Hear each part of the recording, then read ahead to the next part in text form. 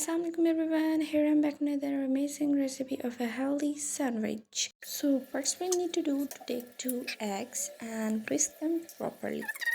Now put the pan on the stove, add 1 tablespoon of cooking oil.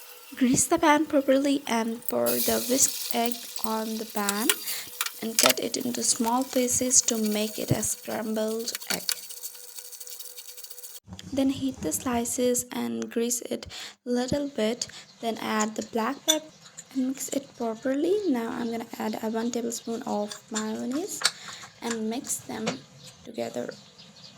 Then I add a pinch of salt according to the taste.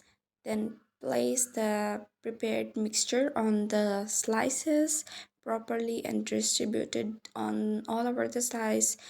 Then I place another slice just to prepare for the second floor of it, but keep it aside. Then add the ketchup on the first slice and add some cabbage and some cheese. I added here mozzarella cheese.